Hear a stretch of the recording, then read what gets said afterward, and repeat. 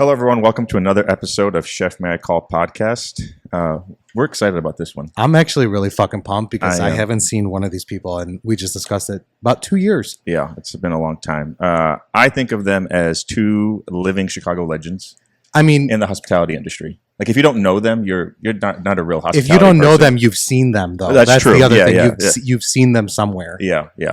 But welcome to the podcast, Ken and Morgan, or as Korgen is like we like to call them. Thanks for having us. Yes. Just pull your microphone in a little bit towards you. There you go. Yeah. So how you guys been? We've been fantastic. Yeah, it's great. And you have to put in the intro that you've seen us, but it might be at a bar. Oh, It's traditionally there, but yeah. Or out at some gala. Yes. Where Morgan can wear a giant long train of a dress, but with studded heels, as always. Yeah. Ooh, Yeah. Not in a while, but soon. So we like to start every episode with something we like to call the 86 list.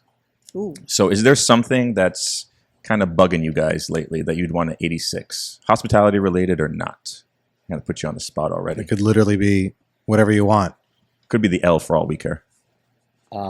I will absolutely continue to rail against people that use the term foodie.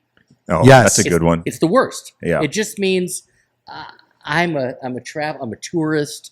I'm just there. I hate the term foodie. I will back them up. Yeah, I agree with that. I think in the beginning it was kind of cool, where it was like somebody that likes food, and then now it's just turned into some marketing douchebag. Well, that's the thing about being a chef, is that suddenly being a chef is super cool. There's lots of shows. You get to be cool, which has still not happened for restaurant management. True. There's no restaurant management shows True. or anything. Trust me, I've pitched Food Network as many times as possible. They won't do it. Yeah, But the first thing that you could eliminate is foodie by far. I agree. Well, that'll be the next project that we do with all the time on our hands. Yeah, After yeah. this, we'll create a show. Yeah. Okay, and then it'll just be about Ken managing the floor. Just me walking around asking tables how they're enjoying their salmon. That'd be It's going to be great. Salmon of all things. We'll just we'll place people in there to throw shit at them. Right, exactly.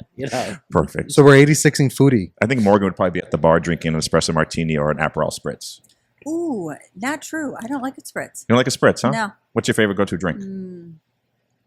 Pretty much any wine but a Chardonnay. Oh, class. That's on my 86 list. She's Oh, 86ing Chardonnay. You heard it here first, everybody. 86 is on my Chardonnay list. Sorry, Napa Valley. I think I would like to 86 the new restaurants. Like, if you want to go to a new restaurant, everyone's reservations are like 10 days out, 2 weeks out, and I have to sit there and I have to look and I have to set an alarm.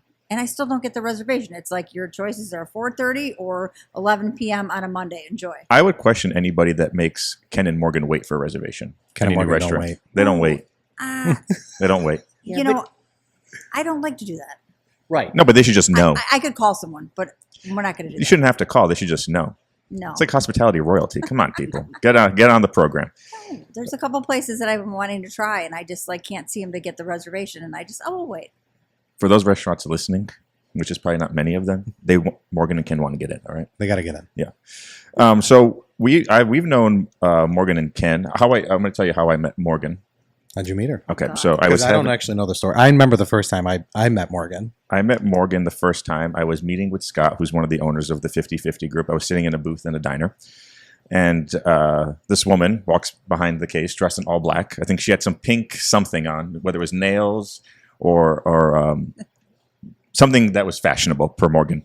And she came in and said hello to Scott and hello to me, and then she walks away, and I was like, "Who is that?" And Scott was like, "You don't know Morgan?" Like, offended.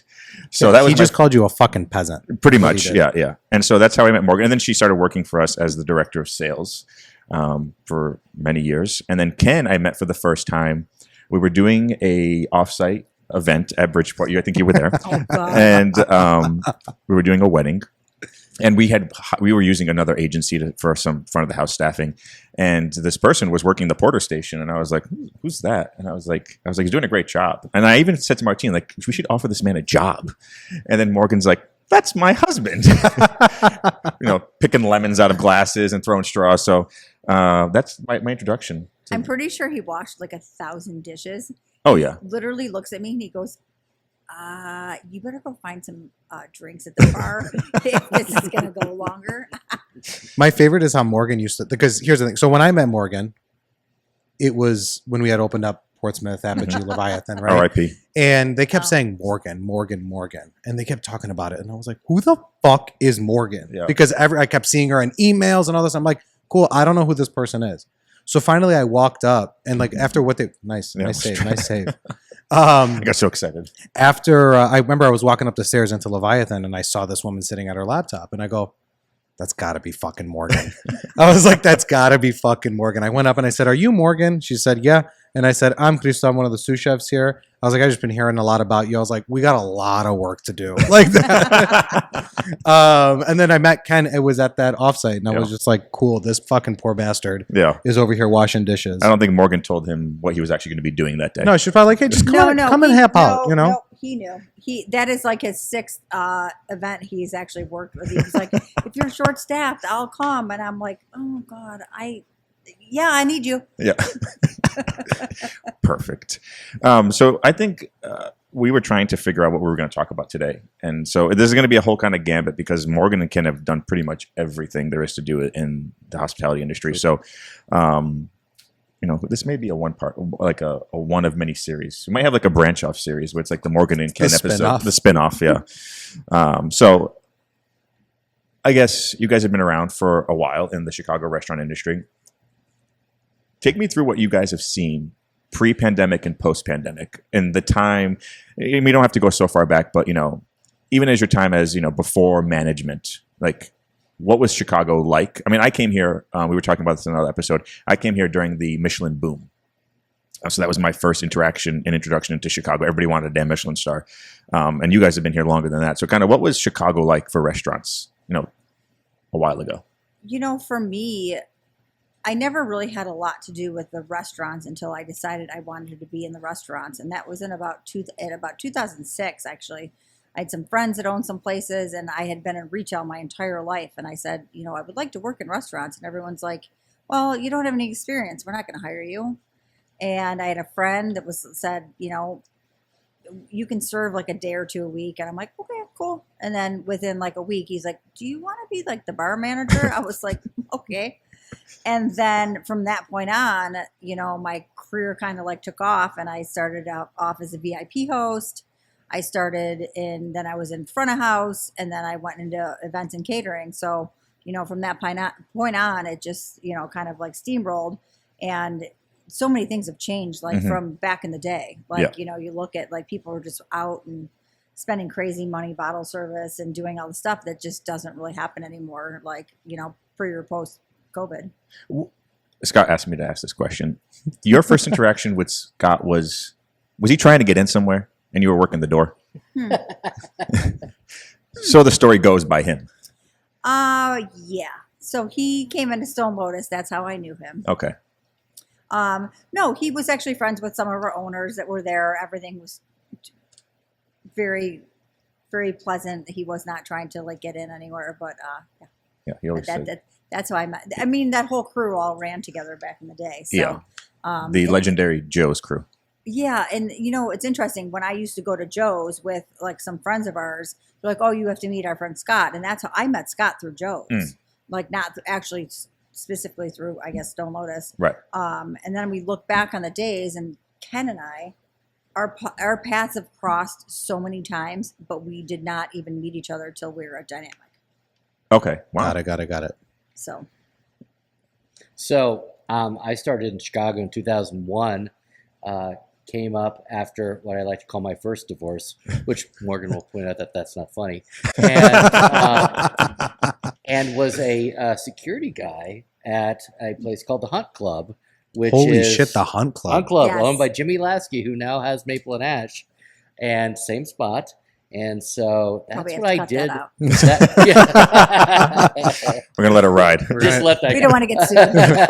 It's fine. It's fine. So from 2001 to 2006, I ran the Hunt Club. First off, started as door guy, then they brought me up to junior management, then they brought me up to management, and that's how it rolled. And the entire time that I was there, Morgan was across the street at Domain/Level, and I had no clue. I went to Stone Lotus. I had no clue who she was. We had even people that worked at Stone Lotus that also worked at Hunt Club, but the connectivity never happened. Yeah. But there was a time to where I decided I was going to get out of the nightclub and I was going to go to restaurants. And trying to get into the restaurants as a nightclub person was nearly impossible. I had to get somebody to vouch me in to go to a place that I will not name simply because I don't have anything positive to say about it. Let's just say it's a very legendary Chicago spot, and it was one of the worst restaurant experiences of my entire life.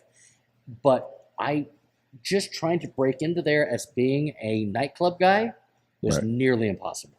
Yeah. And I understand it because running nightclubs, you do not learn hospitality.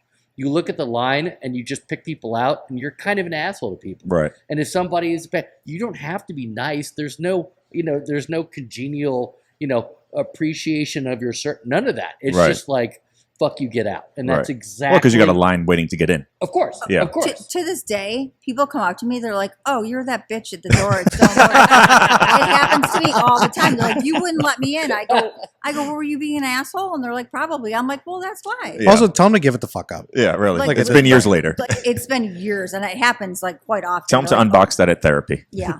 I'm like, it's time to let that go. 2006. Yeah. And speaking of hospitality, what do you guys think thoughts are on hospitality now versus back then? Like, coming up through we're of a certain time where we had to kind of pay our dues, right? Mm-hmm. And now everybody just wants to come in. I just graduated from college, or I've been a server for 6 months. You should make me a manager. Take me through kind of that progression of how it's changed now.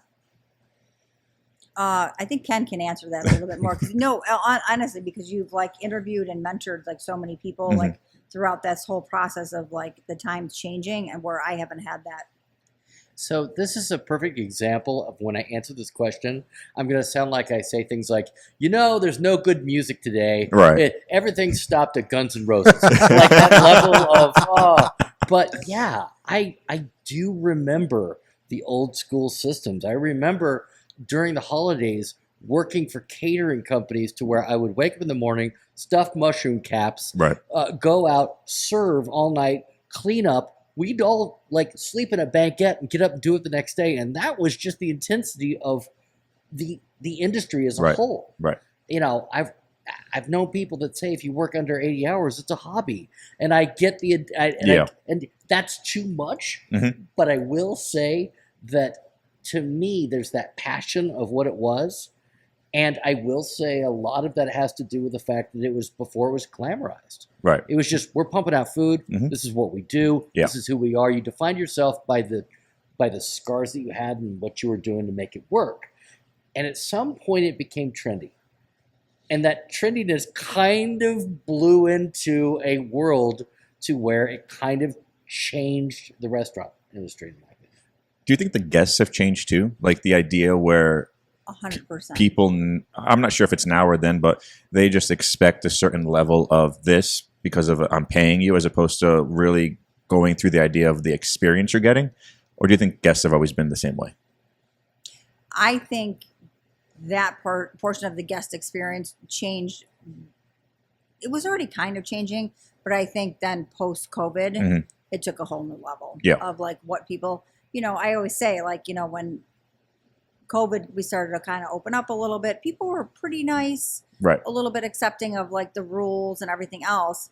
And then that was 2 weeks, and then everybody just was like, "Fuck it, let's just be mean to everybody." Yep, sense of entitlement. Sense of entitlement was insane. I couldn't believe. Well, and the interesting thing is, I felt so beat up every day. Well, the interesting thing is you still had people, because it really did split between people that were still hovering in their house and they were afraid to come out. Yeah. And they were versus people who were like, I don't give a fuck, let's go. And that they were going to go out. So they already were people that did not have any fear of let's just go in.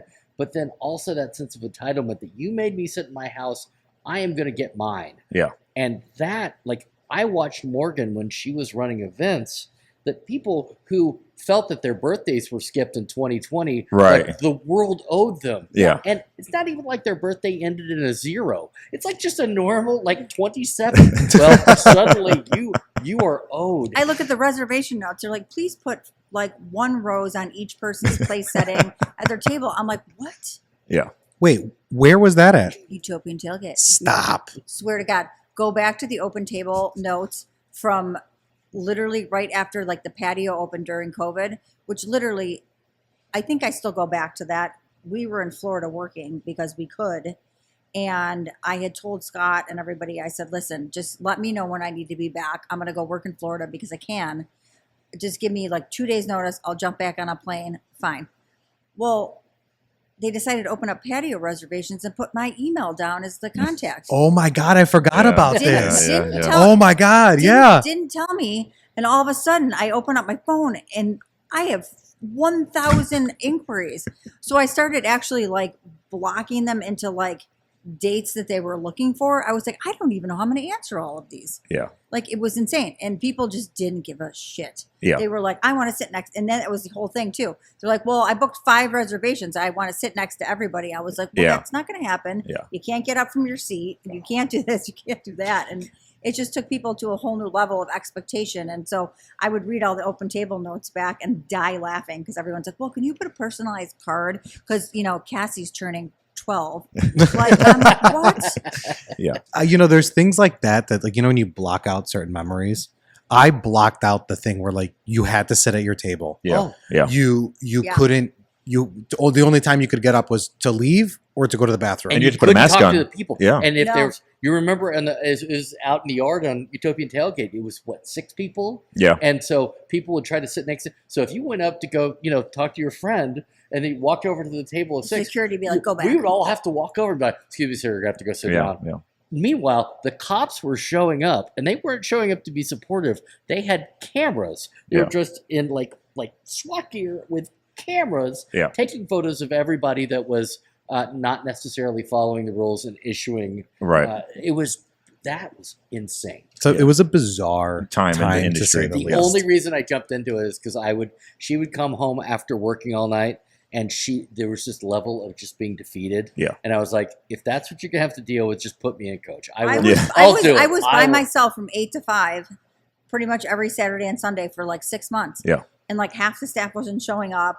I mean, someone would be texting somebody else. I'm like, I don't even know who's going to be here this morning. And Yeah. by the time the next manager got there, I was like, I don't know. I lost control like 3 hours ago. You're like, here, just The guests are actually behind the bar pouring Yeah. I was themselves. like, I have no Exactly. idea. We don't even let that many people up here. But Yeah. I was like, I don't even know what happened. Yeah, that was a tough time too, where the people were just calling off, and then they knew you needed them, so they were just like, Well, because they could Sorry. say that they had COVID. exactly. And that was the whole thing. I have symptoms. I can't come in. Yeah. yeah. It's just, it was definitely like 10 out of 10 would not recommend COVID again. I'm just gonna Yeah, say yeah. I'm gonna put it out there. 10 out of 10 would not Would recommend. not. Agreed. But again, like we were down in Florida and like, COVID didn't exist down there. sorry, Yeah, it didn't make sorry, it. zero It didn't bucks make given it. down there. Like opening a new restaurant. Yeah. You can work here. You can here. I mean, I went down there and like the first day I got down there, I'm like, okay, so far I've worked out, went to a gym. They didn't care. Got my nails done and got my hair done. It's been 6 months. Yeah. You know, Yeah. they didn't care. So currently, you are Morgan. You are not in the hospitality industry full time. Yes, not full time. So you left during COVID or right after COVID. Yeah, she left. She divorced us Yeah, 2 years ago. No, it was actually 2 years ago, April 1st. Yeah. And then That they sucked. it's a bad April Fool's. yeah, Yeah, it was like, you're April joking, 1st right? Or like April 2nd. I only know that is because I remember. I think I literally was having a full mental breakdown in the alley of why can I think the restaurant in the Loop, Steadfast. 90th 90th. Meridian. I'm at yeah. 90th and I have to tell Scott and they're like, and I was like, oh my gosh, I can't believe. And I'm like, can I talk to you like out back? And he was like, typical Scott fashion. He's like, you pregnant? I was like, no. You're like, sir, I'm pretty sure you can't ask people that. I was like, yeah, definitely not. And I'm like having like a nervous breakdown. And I was like, listen, like, I'm done. Like, here's your 7 weeks notice. Yeah. I'll be done at the end of the year. I remember Morgan's face. She was at the bar at Roots at the Second City now, or formerly Roots at the Second City. Not Professor Pizza. Yeah. And she looked at me and I gave her a hug and I said, it was, a good time. And she's like, I just deleted my email off my phone, and she had a glass of wine and a shot in front of her. She goes, "I'm out. I'm done." She goes, "I can't do it anymore." And I said, "All right." That was the last day. So yeah, but no. So I work at a physician's office, and then I help a friend out, kind of part time, answering some events emails, and I might serve a day or so a month here and there. Where at? If you don't want to say, you don't have to. No vacancy. The old pepper canister. That's what the name was. We were talking about it before you guys came. And He was like Peppermill? Peppermill. I was like, pepper canister, salt and pepper. No, I was like, that was the diner. You've made it when you have your own like billboard. Like, Yeah. have you seen the No Vacancy when the I have. Morgan's like it's like legendary Morgan? She's moonlighting every Monday night. Yeah, so that's pretty impressive. The flyer. The flyer, Flyer, yes, that yes, one. yes. She was like, I got a billboard? I did. So, No, yeah. but I mean, Morgan, truly, like, it was a very good time working with you, and especially working the offsite events with Morgan. Oh my gosh. Working offsite events with Morgan is quite possibly one of the greatest things ever. Yeah. She sends you an email. She goes, "I'm picking you up at this time. Bring my box down." Well, the box was her box of like decorations for the table. Trinkets, yeah. She goes, "It's this many people. Don't run out of food." Yeah. Cool. She came by, threw everybody in a van, shoved everything in. There she goes, might "I'll have see." been too many people legally for the van. There was definitely too many people legally for the van, and I was in the back, hanging on to the door so it didn't fling open. But then Morgan and everybody's little box would have like a bottle of bourbon, Oh really? Oh yeah, we got the free bourbon at that clam chowder event. and it just kept On the going. boat.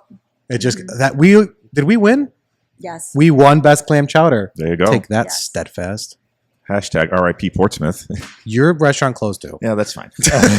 That's fair. You And know, it was all a good time. it was, but And you guys never wanted to do the offsites. I kept signing us up, and yeah, we know. you guys were Well, like, "Ugh." we went through that offsite season. Yeah, where it was like one every week. It was every week there was a new one. I was like, "Fuck, dude, I can't keep up with this." Yeah. And then it was one was 200, one was 500, one was 1,000, and you're like, Well, it was this fest, that fest, this gourmet, that gourmet. Christo used to get pissed at me because it would always be like Portsmouth, Steadfast, Westbound Bakery. We're all doing it for the 50/50 group.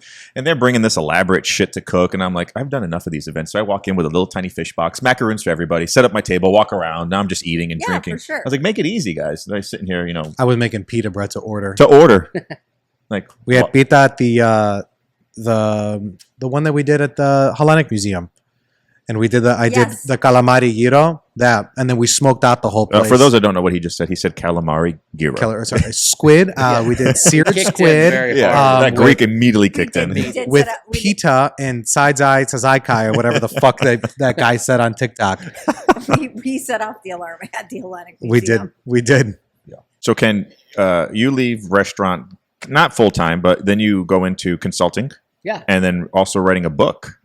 So I was the director of operations for Dynamic. Okay. I had actually moved back to Chicago I was hired to run Public House, which is very weird. Yeah. Bro, Because- Public House was cool. Public House was It was great. cool. Public Yeah. House was cool. But at that point, I was 42, and I'm probably not the best fit for being the person to run. But my buddy Brad had set me up. I went and interviewed with the owners of Dynamic in Miami when they had a Miami spot. And then I came to Chicago, moved all my stuff up, expecting to run Public House. I really wanted Prime Provisions, but they were like, you don't really have fine dining experience, which is legit. Mhm. I've never done it my entire life. I had run a high-end bowling alley in New Orleans before doing this. So I was probably not the best person to run it. 3 days before I was supposed to start, Morgan's laughing. Just like Keegan Moon, the head of Managing Partner of Dynamic, met me at a bar, and he says, "Hey, by the way, you're going to run Prime now." And I was like, "Oh!" And it was so quick they didn't even tell Public House that I wasn't coming. So on that Monday, the GM's like, "What happened to that guy?" Literally, I was moved over to Prime Provisions, and I did that for 8 months, and it's a perfect example of knowing that you don't know shit. It's like, because of like all of the steakhouse people in Chicago travel nomadically. Yeah. Yeah. And every single opening, you'll see the same people. They're like, Yeah. "Oh, did you work at Cut? So did I. Oh, Yeah. did you work at Ditka? So did I." And they all travel. Yeah. So they came to our spot, and I realized I don't know shit. I can offer nothing. I can just get out of their way. And that's really been my only success in life, is the finding talented chefs, finding talented staff, and just getting the hell out of their way. And that's how that worked out well. And so then I was promoted to director of ops, and I was director of ops for like 3 years for Dynamic for all their properties. And then I decided that I was going to start my own consulting company. And at 46, 47, I decided to just leave and start my own, which is insane and crazy and completely jumping out of a plane without a parachute. And I was like, and immediately picked up a client, and then the second, and then the third. And it went for 6 years before the acquisition. So was writing the book cathartic? So that was I had been doing a blog because, I like the fact of having some sort of... Morgan, why do you keep laughing at the poor guy? Like, the guy's just like, he's telling us some great stories, some great insight. Morgan just laughing at him. I only have to laugh because he's going to tell the story of like when he was like writing the book, and then when he did the the audio. I've heard the story about the audio that you were recording. The audio book. It was during COVID, and I like couldn't pee for 6 days because we turned the entire bedroom into like this like soundproof thing, and I would come in and all the clothes are out of the closet. There's a comforter over the thing, and he's like, "Don't make any noise," and I was like, "Well." I have to, and so I would text him. I was like, I have to use the restroom. He goes, make it quick and don't flush the toilet. Like, She's like, no, I'm going to flush the toilet. So they told me that I could build a sound room in, like, if I didn't want to go pay, like have a professional company do it, that I could just speak into some clothes and stick the mic through there, which is exactly how I did the audio book. I have a lot of clothes. And there's a shock, everybody. I will tell you, if you've gone Audible and you hear the book, you can tell it's not the most perfect. You hear the chop you just said there. You hear the toilet flush. It's totally. Morgan yelling in the background. Are you done yet? It's terrible. So, but writing the book was just, at that point, I had opened 12 restaurants in 18 months with Chef Fabio Viviani. And in doing that, I had the same conversations with the same front of the house management every time. Like how to hire people, how to find people, how to terminate people. Biggest thing in the world that everybody screws up is how to let somebody go the correct way. And it was just the same conversations. And so I just started jotting them down and be like, okay. And then finally I started writing it, and then it just kind of all came out and did really well. I think you wanted to say the name of the book? It's called The Surprise Restaurant Manager. There you go. I think that should be required. There you go. There you go. You can find it on where you find your books. Where you find your books. Where you find your books. We want to support big conglomerates, but you can find it online. Find it at your local bookstore. Are they still having this? You can special order from local bookstores. There you go. That is true. Whatever way Ken makes the most money, that's where you order it from. Okay? But I think those kinds of books, because I went to culinary school and Chris went to culinary school, those books should be required reading. Because people leave culinary school and they just don't know shit about shit. Like they know what you know from school. Like we were talking about this in another episode. It's like, oh, you burned all the bread. It's okay. Here's a B for the day. It's like, no, you burned all the bread. What the fuck? Get out. Like that's just how it is. And where I think those kinds of books are important, like how to hire, how to fire. Like if it's taking more than 5 minutes, like it's too long already. Right. And I've never understood the logic of people who hoard information. Right. I train servers and bartenders on cost of goods because simply I want them to understand that they can affect that. Yeah. And I've always been a fan of any company that'll write their P&Ls on the wall and be totally transparent. But I know far more that just kind of management and GMs and owners that hoard information, which means that your managers never get better. Yeah. No, that's a fair thing. Like I think that because I've worked for other places that hide everything. Yep. Nobody knows. Just cook the food. Shut up. You get to walk into it, you see it, and then you just leave. And But like now where we work, it's you're part of it, and I share it with everybody. No, and I just flat out tell everybody. That's the one good thing about, same thing for me. Like the last 2 places I've been, like you get shared the information and you're a part of it. And that's what's the best part is like you really feel a part of like making the business better. Yeah. Was the place that you were at didn't share? Did you show up one day and there was like locks on the door? No. Oh, okay, just checking. It's still there. But it was very secretive. Yeah. Mm-hmm. And I was there for 2 years and I was like, I'm out. So there's that. People always think that that's a way to have job security, though. Right. Is you don't teach somebody, then my job must be super important. Well, then you're never going to get promoted. Yeah. It's a reality. They're going to find somebody else because then they're going to go open up another restaurant and they're going to be like, well, you haven't taught anybody for 3 years, so Right. you get to stay here. Correct. You're going to do exactly because you are unwilling to train anybody to do what you can do. Yep. So you both met at working in Dynamic, We at did. Dynamic, excuse me. We did. What is it like to be in a relationship, married in the hospitality industry? Any advice? Clearly, I need some. Oh, I've been talking a lot. This is definitely you. I feel like you want to tell the story about how you asked me out 6 times and I said no. Hell yes. That's what the people want to Okay, hear. I will tell you that is. And he all- can tell you each thing that I said no to, including at a concert to Extreme. That was one. That was one of the concerts. I don't know why I chose Extreme. They famously for more than words. That would be something that she would like.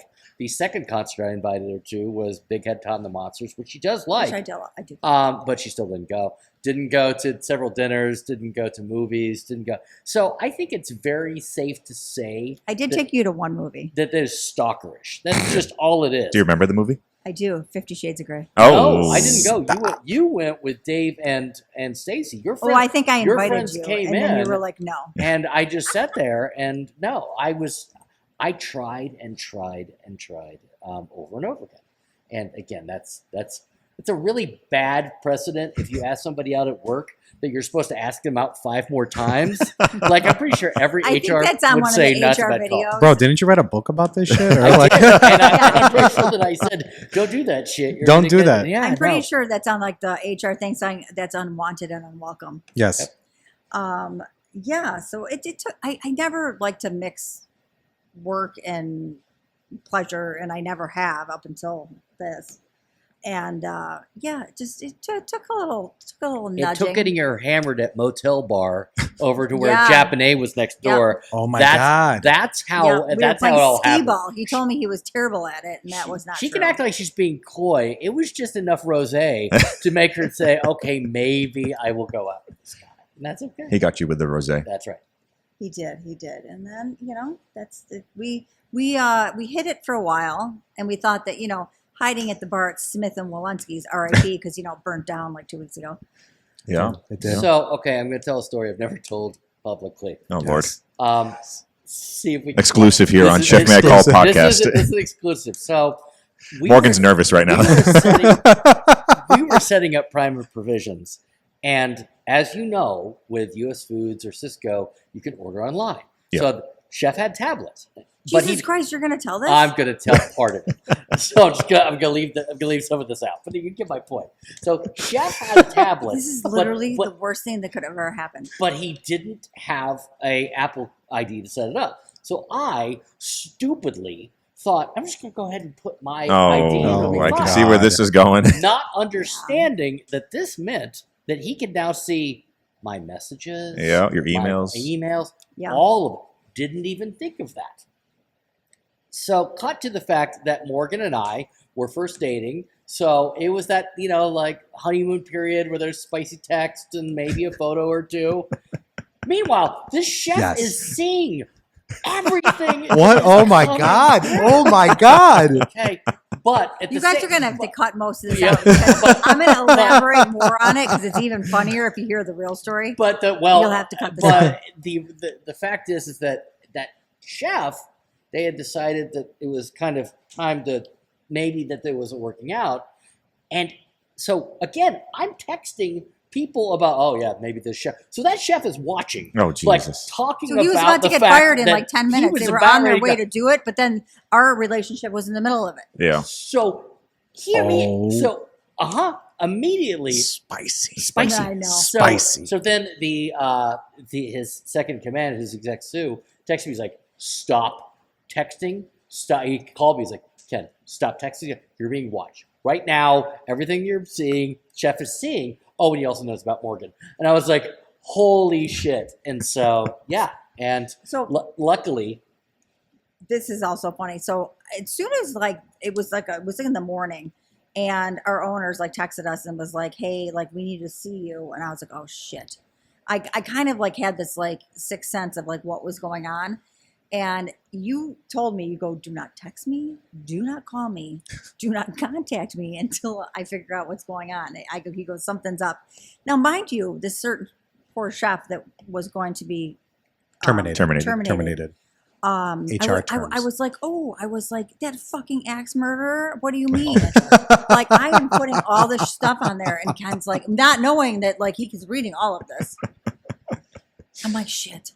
And so, yeah, Ken had a meeting with the owners, and they said, okay, listen. They said they would have fired me, but they couldn't stop laughing. They couldn't stop laughing, and they're embarrassing it like, also, we love Morgan, and they're like, and by the way, if you mess with her, we're gonna have you fired or killed. Yeah, there you go. So there you go. That's how our relationship came out. Is that I had stupidly put my Apple password into the chef ordering system on the iPad. We did not get US busted Foods. at Smith and Walensky's. There you go. That's funny because I had to keep my relationship a secret too, and we would go to the Green Mill. Like we're like, no one's gonna find us there, Yeah, and we were just like in a little hole, just like hiding for. We had to hide it for 2 years from the owners. 2 Oh. years. 2 years because the owners were like they were very against things like that, and it just kind of happened. It was nothing planned. Did you finally have some sort of like, announcement party, or were you just caught No. at the? It was an Green Mill? eater. It was kind of it was an eater. it was in the Onion. Yeah. No, it was one of those things where like we hit it, but like everybody else kind of knew and just kind of kept it on the hush. Yeah, Sure. You know what I mean? But a lot more of it came out. We went out one night to a lovely establishment that's no longer there either, Evil Olive. Oh yes. Oh, Of yeah. course. And if you Some guys time remember there. what was going it on, was 4 before that. I do remember bet that. did you ever go there on Mondays? Oh yeah, porn Porn and chicken. So Yep, we were yep. like, oh, we're all going to go over there. And that's kind of when everybody found out. That's a great place to have it. Look at that. Everybody found out at Porn and Chicken because we're classy like that. Yeah, so that's how that all came out. I was like, oh geez. I will say, working together in the same place, you never felt like you were never at work, because she would come home, Yeah. and not for nothing, she must have complained about chefs, because she would be doing the offsites, and chefs hate offsites. Yes. I mean, Yeah, completely. Yes. And she's Morgan, so she's the best person to do events, but she's still wanting all of the things to be set up. And so at that point, I was the director of operations for the company, which meant if she's complaining about how operations are, then suddenly I'm back at work and I'm like, well, I'm going to have a conversation with Todd tomorrow. And it never felt like I'm like, the managers aren't doing this, the chefs aren't doing this, and I was like, it's hard I'm because taking you can't, notes to go hard yell to at like these not people. drag everything into it, and we couldn't do that because Yeah, so at that point, when she actually chose to leave after 11 years and then take 8 months off and then finally come to 50, it was that there was a point to where we never ever felt like we weren't at work. Yeah. Yeah. And that's very, very hard to work together. it in the didn't same matter. place. Like we could be out to dinner, one of us would get a call. If it wasn't me having an event, one of the girls would have an event, or something would be going on, or he'd get called out of somewhere. And I'm like, there was never a moment where like one of us wasn't working, or you could literally just chill and relax. Yeah. You know, it is like, and even going on vacation, I think until, I don't even know when it was, like when I actually was like, oh my gosh, I don't know what this is like. Yeah. Like, well, you had to bring your laptop. And you yeah, had to I always check had, in. I had my laptop on every vacation. I was still answering emails. I was still doing stuff, but you know, it's even in my job now, it's actually, I get yelled at all the time. They said, you need to disconnect. Like after 4:30, like you're no longer like actually required to look at your email and to answer stuff. And I do it anyway. And they're like, knock it off. Yeah. But I think that goes to the work ethic that you have. That you both have. You know, like Yeah. it's hard to turn that off. Well, It is. I will say that there's a big aspect of where now that Morgan's in the medical field, Mhm. she's often told by everybody how kind and welcoming that she is comparatively to people who came up in the medical world. Yeah. Oh, really? And I think that's probably I get because it a she's lot. Like hospitality. yeah. And they're just like, what did you do before this? Because this is like bizarre that you're like so nice and like kind to people. And if people call, they're like, you know, they're sad about like they're sick. And, you know, it's just like, I have like a, you know, I'm not just going to. They're humans to you. Yeah. Short them on like how they're feeling. And I understand that from dealing with brides for events and things like that. So, you know. I can attest to I enjoyed always going to events with Morgan and doing them, but it was always like, we need to have 350 people and you have one outlet that works in this entire room, or I need all this stuff and you can't cook there, and here's a match and toilet paper and make it work. And you're like, cool, thanks. But we always knew. Yeah. That was the one thing. We always knew we were going to get fucked. We knew. Yeah. Yeah. Like Morgan if you didn't hide know that. you're going to get fucked, you're like, Yeah. that's okay. But like when you get over there and you're getting fucked, you're like, this sucks. Yeah. Yeah. But I do have one question before we tangent onto something else. You opened up, you said 12 restaurants in 18 months. Correct. That's fucking insane. yeah. It is. And I'm pretty sure we could do a whole episode on opening of restaurants. I'm losing your mind in 18 months. Yes. What was the worst restaurant opening? And you don't have to give names or anything like that, but what was the worst restaurant opening you ever had to do? Gosh. Or experiences from said restaurant? Ooh, how do I hit this one? The worst one was the one that didn't open. It was the one that we had in ready to go. Everything was set up. Everything was prepared. It was perfect. It was ready to launch. It was 2 weeks away from being launched, but it happened to coincide with a person that was connected to ownership who chose to make comments online that were not welcoming. And in doing so, immediately had the backlash of people, 200 protesters that showed up and said that we're not exactly down with this philosophy, to which, and all respect and love, the chef I was working with and the company that I was associated with said, no, we agree, and we're disconnected and We're walked away Wow. from that entire Holy restaurant. shit. I was down there too, and literally it was on the news. It was It everywhere. was on the news. and they literally told us, they're like, get a flight, get out. Damn. Like, It was wild. we're done. That was the toughest thing. Although the funny part of it was that I was working with HR because you have to during these things. And so HR gave me a choice. They said, do you want to write out the entirety of how we're going to handle this and then we'll execute it the next day? Or do you want to execute it and we'll write it out? And I said, oh no, I'll write it out and then you execute it. So then I spent the following day in a tattoo shop, like just hanging out, getting tattoos while they're dealing with this. Meanwhile, it's on the news and there's protests on the news.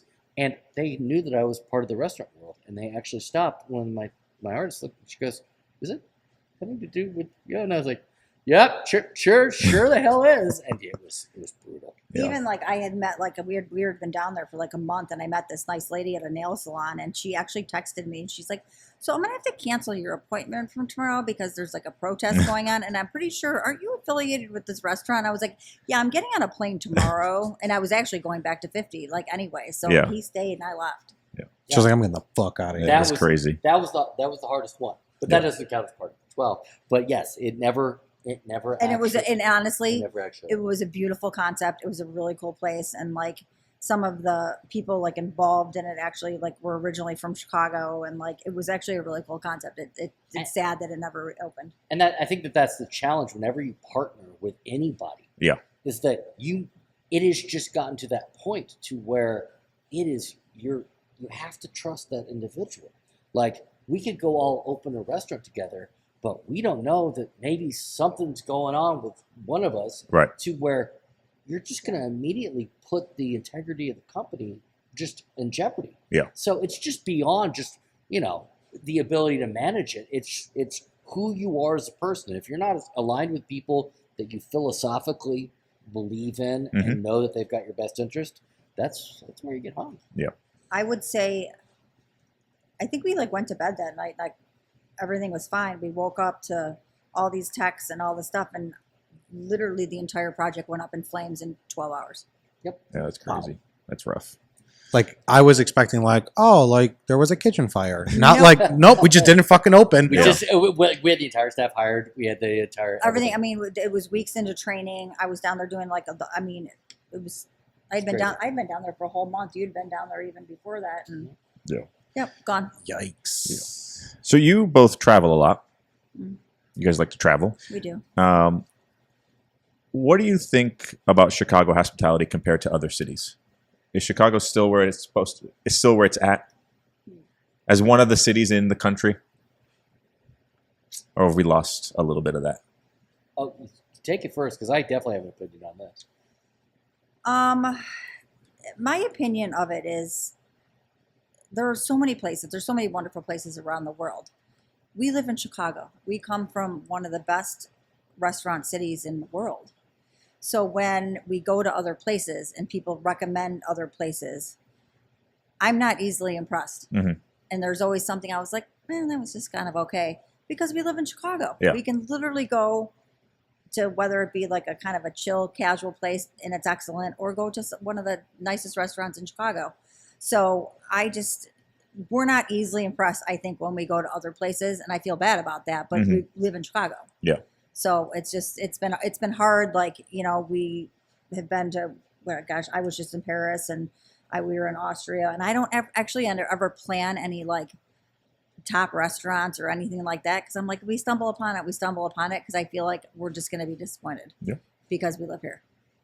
I have a chef partner. His named Jonathan Stranger. Who's done a lot on Food Network, so you might run across him. And he gives me the hardest time because he's a New York chef, and he came up with John George and that entire crew, and that's who he was. And so he will tell me that I'm an idiot for saying that the Chicago scene is better than New York. And I absolutely will say I love Chicago for New York for absolutely all of it. But as a chef, he's like, I'm insane for saying that. So I'm going to turn that back on you. Yeah, you guys. Where do you fall? I mean, Chicago versus New York. Where are you at?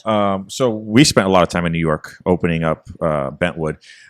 I felt like the hospitality in New York, for such a bad rap that city gets, I felt like the hospitality was better in New York. People were out. People don't want to be at home. Like, places were packed. And I felt like every person that walked into the bar, whether it was a dive bar or a restaurant, they appreciated the fact that you could go anywhere else, but you were coming to that restaurant. So that's how I think. So food-wise, I think Chicago. Hospitality-wise, I think New York. I could definitely see that. I'm torn. I really am, because I'm like sitting. It was my first time in New York in January. I'd never been, and I felt like it was like what these immigrants thought years ago. They're like, there's going to be golden roads and like everything. You know what I mean? And I went over there and I was like, there's just trash in the it's streets. fucking really dirty here. You know what I mean? Like, where the fuck is really the alley? Small. Yeah. I mean, there legitimately is trash on the street. It's just trash everywhere, right? So like, it was one of those things where I enjoyed my time in New York. Would I live in New York? I think I could, but not forever. But I think from the food standpoint, I think Chicago and New York are on the same playing field. Yeah. I thought that I was going to be eating things, and we went to some nice restaurants and some nice cocktail bars. It's not like we were just going to dive bars. But I think that food-wise is the same, and hospitality, I think we're just so jaded that we're now just like, no, fuck them. They did this, they did that. So like, when you do receive nice hospitality, you're like, no, that was great. So like, we did receive a lot everywhere we went in New York. We did have fantastic hospitality, fantastic food. So I think that they're both on the same playing field. New York just has better fish. That's where I stand. That's where I stand. New York just has better fish. Yeah. I mean, we weren't above going to dive bars and eating pizza at 4 a.m. either. No, we did that. Yeah. We did several do that nights in a row, and then going to get a sandwich. Well, I didn't get a sandwich. You got a sandwich in the bodega and ate it like a Neanderthal on your hotel bedroom. I don't know how many times I have to tell you, there wasn't a table. There was nowhere to sit, so you had to sit on your bed. I don't normally eat in my bed. Okay, like, I'm not like, what do you want me to fucking do? It's a New York hotel. You can touch all the walls from your bed, literally. Like, Yes. the shower was like right in the here, middle like, of the room. Yeah. right. Yeah. And I was like, this is a Yeah. lot. That's- Water everywhere. Yeah, I was like, "There's a draft. Yes. There's a draft when Yeah. you're in the There shower is. already." The water just like drips out of the shower. Ken and I were in New York one time, and I think I literally had to like jump over the bed to get to the other side because I would like hit the suitcase or like Yeah. something Yeah. else. I'm like, this room is so small. Well, I think the water on the floor was a little nerve wracking because I'm not old, right? I'm 36, but I could break a fucking hip on the fucking marble floor, and like, I'm in the room by myself. The issue that I have was like the showers with no doors. Yeah, Yeah. it's cold. Like, it's just Yeah, cold. that's- yeah. It's freezing. It's January. There's a floor to ceiling window like door thing. Your heat wasn't working either. My heat wasn't working. I was freezing my fucking ass off. I came back to Chicago and I was like, I'm sick. I got sick. Wow. Yeah. Yeah. Did you get loyalty points though? I mean, you go to just so many like different cities. Like, when we were in Vienna, everyone's like, "Oh gosh, did you go here? Did you go here?" I'm like, "No, we ate sausages on the street, like literally like locals. 4 times a day at Yeah. the Christmas markets. It was fantastic." Yeah. So having done so much in the industry and been around, any advice you would give someone that either wants to get in the industry or someone that wants to open a restaurant or someone that wants to do a career change? Ooh, that's you. Um, You literally spend I think you mentor 6 different people, so you should answer this. my only suggestion is if you get in, whether you're in a mom and pop or you're with a chain, realize that what you need to know to get to the next step, nobody's ever going to teach you. Mhm. And that's real. You have to seek that out. Like, you can be a great restaurant manager but not know how to put together a pro forma or manage a P&L or build cost models. It's just you can manage the threshold, but it doesn't mean that you understand what it is to move to a GM level and being an entrepreneur. And that's the differentiation is once you get to that level, you're seeing the business as a whole, and no one's ever going to teach you that. And I think that that's where people get will join huge groups, and then they'll just get locked. Yeah. And then they'll find themselves spending 10 years being as a restaurant manager, and it's supposed to be boot camp. You're supposed to do that for 2-3 years tops, and then get to AGM, and then get to GM, and then just move your way up.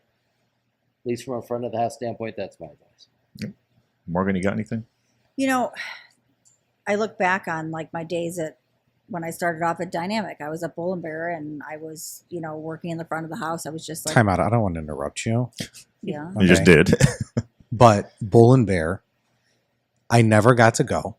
It's fantastic. We had the best Sunday nights ever. Well, I couldn't go because by the time I turned 20, Did I not let you? no, by the time I You didn't turned let him in the 21, door. by the time I turned 21, I couldn't go in. Also, the one time we were going to go in, had a fake ID, okay, and my buddy I feel like Mitch. Morgan can sniff that shit out real fast. Specifically, it was my brother's. It was a real ID, but it was just really. It was. I have no idea how it worked for so long, but they wouldn't let my buddy Mitch in, and we specifically told him, "Don't wear high top shoes." It literally says it on their dress code: no high tops. So I'm gonna wear it anyway. Oh, poor Mitch. So then Mitch couldn't get in because of his high tops, and then I was like, High "Well, I'm not tops, even we did fucking." not even- It was on your website. That's all I'm saying, Morgan. At the Bull and Bear. I don't even remember. It said that. no I high don't even tops. remember It that. was when high tops started becoming way more popular, and then Listen, now they're just It part was like of the fashion. Sunday night crowd. She's like, "Well, I got Prada sweatpants on." I'm like, "Doesn't matter. You're not wearing sweatpants." Yep. Yeah. Well, this was also like a Saturday night, Oh. and we were going in for a 21st birthday, so they were really looking at everybody's IDs. Mhm. So, needless to say, I did not go to Bull and Bear. Maybe Morgan and I could have met sooner.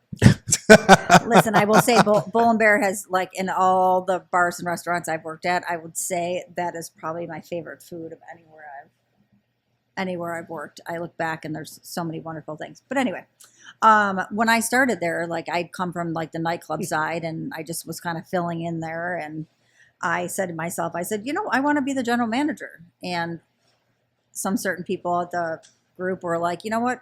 We are not going to have a girl general manager. That's not happening.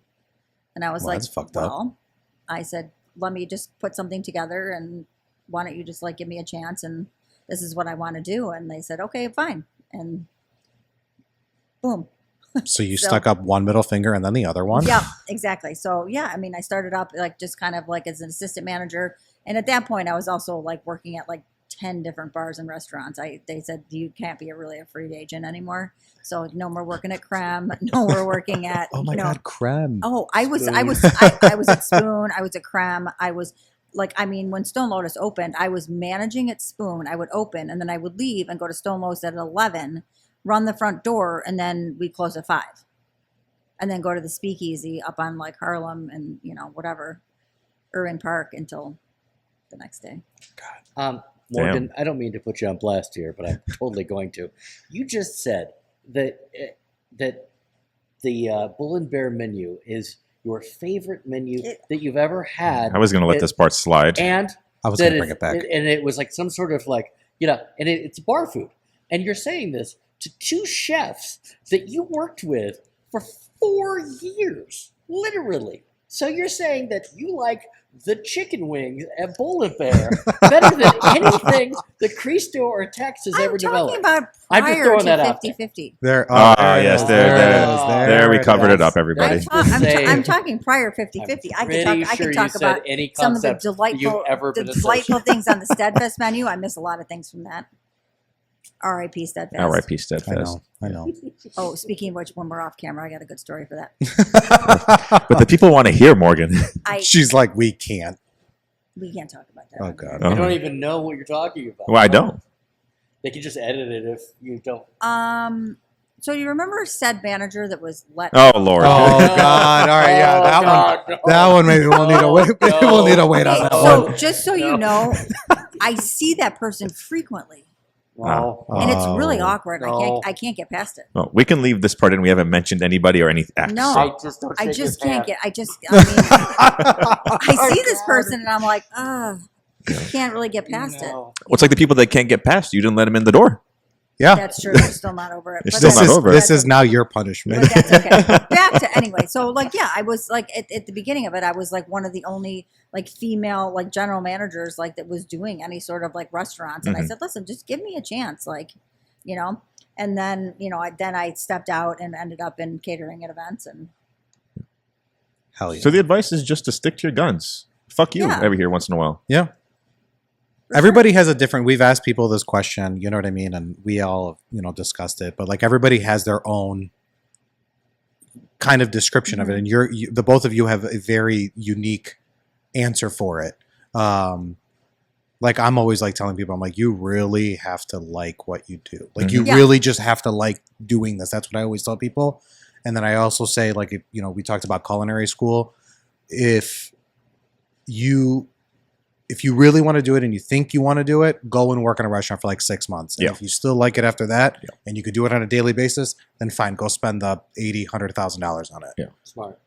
to go make 36 when you get out. Yeah, it's true. I do think that, like, too, it's really important that, we've always talked about this too. Like, if you work in the restaurant industry, you should almost work in every position because you want to do a day in someone else's shoes. Yeah. Because you don't know what it's like to work in the kitchen. You don't know what it's like to work in the front of house or at the host True, stand or what true. people deal with. And I think that actually like does a lot because like, Yeah. it just people don't understand what it is to go through like in a day in the industry. Although I will say that I tried to do that one time in the kitchen at a Siena Tavern, and I was making dough, and it was like the big 60, is it 50 or 60 quart mixture? Like Yeah. the big Oh, paddle yeah, yeah. thing. The one that you can lose a limb in. Well, I just didn't realize that you had to put it up and then turn it and lock it. Oh, yeah, I otherwise it's just let hitting it- the bottom. So it was just like this, and it tore a hole, like bent the entire thing. I didn't understand why all of the dough was turning silver. Yeah. It was because it was scraping the bottom, and it ended up like costing That's expensive to fix. a Yeah, lot. there's probably a couple of those still So- left in my she shed. So maybe don't let front of the house operators come up and and work the big machinery. We're going to talk about the she shed real quick. So it doesn't exist anymore. I know. It's so sad. Morgan kind of really got the catering, offsite catering kind of up. Like Scott did it for a little bit. And then Morgan. when I got there, I was like, what sort of like, catering platform are we using? And I remember Lynn's is like, oh, we got these Google sheets. I'm like, what? Jesus. I'm like, we got, and then we got triple seat. yes. Yeah. And then everyone was like, I don't fucking like this. No, You're like, everyone was freaking out. I was like, listen. you're like, this is what we're doing. But behind there's a one of the places, it's like 3 locations of ours all together. It's called The Compound. It's on Chicago and Damon. And behind there was like this like apartments that we had on the floor, on the basement or the first floor. There was a little area that we could just store things. I mean, Store everything. everything. There was sheet trays. There was hotel pans. There was Fridges. decor, fridges, fryers. There was a fryer on there. Yeah. But And the thing that did the froze. a slushy machine. The slushy machine was in there. There was a dough baller in there, but it was referred to as Morgan's she shed. Yeah. It was nice. It's where equipment went to die. Yeah, or like we found it. We're like, we're just going to keep this and we're going to put it in here because one day Morgan will be like, hey, so like you guys need to do 1,000 churros, 7 different sauces. Yeah. You know what I mean? and then do like this table side, and you're like, all right, that's Or great. between Morgan and Martine, who is one of the chef partners in the group as well. He also likes to hoard things. And Well- he's got that little office downstairs. He hoards. Well, all that's sorts out of- now, gone. Oh gosh, he got rid of his Oh shed? no, he was He got rid of his shed. He was You guys kinda- can talk about it. Support each other. He was kind of, yeah, you can have a shed meeting. He was kind of kicked out of that, and we put soda and towels in there. But he's got a storage unit up north, like at an actual storage space that he- I've never seen. no one's before, ever seen it. heard Only he about has the it. key to it. We don't know what's in there. So Probably stuff from my she shed. Probably. Probably. It's like, that's There were definitely. so many, but I forget what it was. It was on. It was weighed like 1,000 pounds, and I had to roll it against that like wood plank that was probably going to go into the floor. Mhm. Oh I was yeah, like, oh, this is going down. yeah. I'm surprised no one got injured or lost in there. It was fine. I mean, there was just maybe a little bit of asbestos. You know, Oh no, Or I'd be testing the music at 8 a.m. and it would be on full blast, and then I would just knock on Cassie's window. I'm like, Yeah. sorry, You're like, my big girl. sorry. So we want to play a little game with you both. Normally we do questions from the tote, but we're going to do something. We're going to do a little word association, Okay. and I want to see if Morgan gets this first one. Because if she does, we're doing a spin-off episode. Okay. So word association, Beverly Hills. Vanderpump. Perfect. So Boom. Morgan She and was like, "Is this a trick question, idiot?" yeah. So Morgan, one of my guilty pleasures is watching Real Housewives of certain franchises. Which ones are your favorite? Let's see. The OC. That was it. I was talking shit. The OC, Beverly Hills, New York, New Jersey. I got into So my. all of them. I got into yeah, my. I no, was I like, don't- how many of them are I- You really you're got to dropping get out into. You got to get Atlanta? into Salt Lake. It's I fantastic. don't. I tried. I Oh, can't get you into it. gotta I got into you Miami gotta a little get into bit. Salt Lake. But we would recap weekly on what Yeah. had happened. And the really only reason I'm doing this podcast is that we get so big that Morgan and I can interview Lisa Vanderpump. You should have come to BravoCon with us. Maybe next year. No, it got canceled. Well, there's that. it got canceled? No, we're moving to 2025, so it's a day. Perfect. But yeah, now we can save up our dollars for it. You know what I mean? support We'll us. have to get you your Gucci suitcase though before you go. Yeah, they always make fun of me because I still have a suitcase that's only got 2 wheels. It's cloth. And when I landed in Miami for a food and wine festival, everybody had like Gucci, Louis Vuitton. And I was like, I'm fucking poor. Fucking dragging this thing. Yeah, it's got 1 wheel like wobbling. All right, I got another one. Hold on, let me look at our Yeah, list go ahead. here. Okay, yeah. This one is for my main man over here. What's the best happy hour in Chicago? I don't have a good answer to that because I've gotten to the point to where I can walk into about 5 or 6 bars and they know my drink. So I usually get the industry hookup no matter what time it is, which I thought would be a really great thing at some point. But after like the 6th bar that just holds up a bottle of Basil Hayden, I think, do I have a problem? Maybe, No, that's fine. Maybe that's, which is every place I go except for 50/50, which refuses to carry Basil Hayden. You should probably talk to the F&B director. Oh, I've had conversations tried. with Scott and everybody. Wouldn't that be- Yeah, if you could make that happen, Tex, that'd be fantastic. I'll pull some strings. This is also the worst word association. It's just questions. Well, sorry. I got nervous with the legend sitting here. Biggest for both of you, biggest restaurant pet peeve Ooh. as a diner.